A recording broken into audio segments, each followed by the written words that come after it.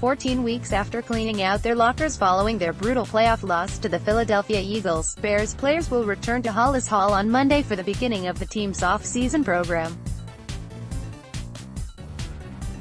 Coach Matt Nagy said he expects full participation from players in the coming weeks, which will culminate in 3 rounds of OTAs in late May and early June as well as a veteran minicamp June 11 to 13. Plenty has changed since Cody Parkey's double-doink dumped the NFC North champions out of the playoffs sooner than anyone in Lake Forest expected. For starters, players can finally enjoy the amenities provided to them by the renovation of Halas Hall, including a new locker room, weight room and various other state-of-the-art accoutrements after a year of being inconvenienced by construction. As Bears chairman George McCaskey put it, "It will be as good as any facility in the league," McCaskey said last month at the NFL annual meeting. "And that's what we want. We want our guys to have the best facilities because we want them to have peak performance. One way to do that is have the best facilities possible." Or, as Ryan Pace, whose fingerprints were all over the renovation plans, said, "When you walk in there, it's a game changer. It's going to maximize our players. I think it's going to be a situation where they don't want to leave. It's not just the facility that'll be different, of course." While, largely, the Bears' division-winning core is back in 2019, there have been a few changes. Gone are key defensive pieces in Adrian Amos and Bryce Callahan, while Jordan Howard was shipped to the Eagles. Well-respected locker room presences and depth pieces in Benny Cunningham, Josh Bellamy and Sam Acho aren't back.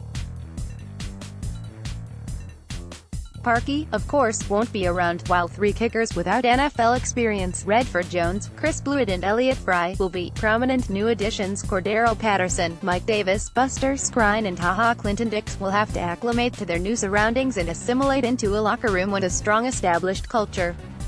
More importantly, a new defensive coaching staff, save for defensive line coach Jay Rodgers, will begin implementing and installing Chuck Pagano's system into a group that was the league's best defense in 2018, but perhaps the biggest challenge for Matt Nagy and the Bears in the coming weeks will be setting the tone for a team that accomplished so much in 2018, only to fall painfully far from their ultimate goal. "Within our Halas Hall, our players are going to realize and they're going to feel it from our staff and from myself that last year is gone," Nagy said. "It was the same thing for us last year. I told them I don't care anything about what happened in 2017. I don't care, this is a new year. So, when I stand out there and I hold the trophy and I tell you, this is why we're here, you've got to believe it." Not sure that everybody believed it at the beginning of the season last year. Now, when we get in there April 15th, every one of those guys in that building is going to believe it. The Bears' belief in winning a Super Bowl will be the undercurrent to everything that goes on at Halas Hall between now and the end of veteran minicamp in mid-June. As Nagy said, that belief didn't exist a year ago, when so many players in the building had only experienced losing in Chicago. Nagy, too, said he told players in their exit interviews after last season that they'd be returning to a team that's now the hunted in the NFL. Expectations can be a burden, but if everybody in Halas Hall has a genuine belief those expectations can be met, they don't have to be a burden. Now we go into our first meeting April 15th. 90% of our players now know how we work as a staff, Nagy said.